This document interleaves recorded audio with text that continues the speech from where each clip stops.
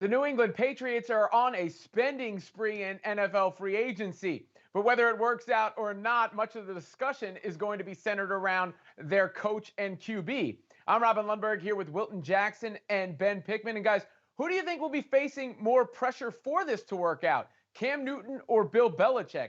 I could argue it's Cam because this is his last chance, most likely, perhaps to have that starting role, though many people have already kind of written him off. With Bill Belichick, you can't question his career, but it won't be a good look if Tom Brady has all that success and he has none of it after Brady headed to Tampa, Wilton.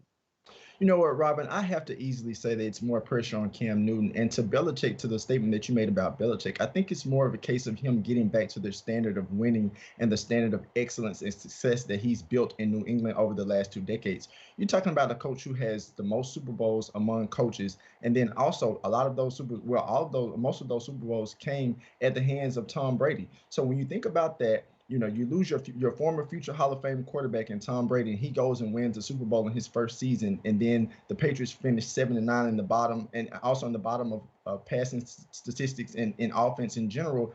This is why you have to go out and spend more money that you spent in free agency over the past decade. So now you Bill Belichick, you bring in top players, you bring in a Hunter Henry, a Jonnu Smith, two of the top tight ends in this year's free agency. You get Nelson Aguilar and Kendrick Bourne, and then you get studs on defense in Devon Gacho, Matt Judon, Jalen Mills, and Deatrick Wise. So there's no excuses for Cam Newton to not have a much better season this season coming up than he did last year. So if it was any time that Cam Newton was under pressure, it's now. Yeah, I mean, look, they definitely upgraded the personnel around him. Some of those tight ends you mentioned, guys who can run after the catch. I think that will all help Cam. But Ben, this is also about not just Bill Belichick, the coach, but Bill Belichick, the general manager. Right, and he's the guy calling the shots and making these decisions, and so everything is going to come back to him and his decision-making from a personnel perspective, right? Wilton listed some of the names that they've added, and it seems like the spending spree will only continue. But what this also reflects is some shortcomings in the NFL draft, right?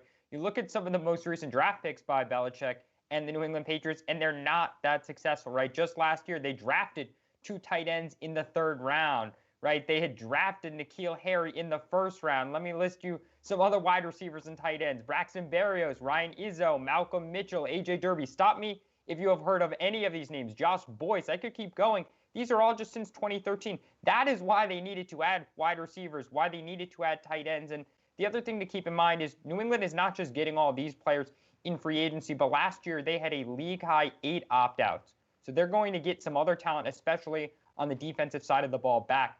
You bring back those opt-outs, you add in these free agents, and suddenly you have a team that is looking to return in the postseason. They had missed it just once. This was their first time since 2009. They hadn't missed it before that since 2002. They're looking to get back there. All eyes are going to be on the decision maker, who's also the head coach in Bill Belichick. Yeah, I think ultimately, look, last year you had the opt-outs, you had COVID, you had the first year without Brady. What this really says is the expectations are back for the New England Patriots, and they won't get a pass.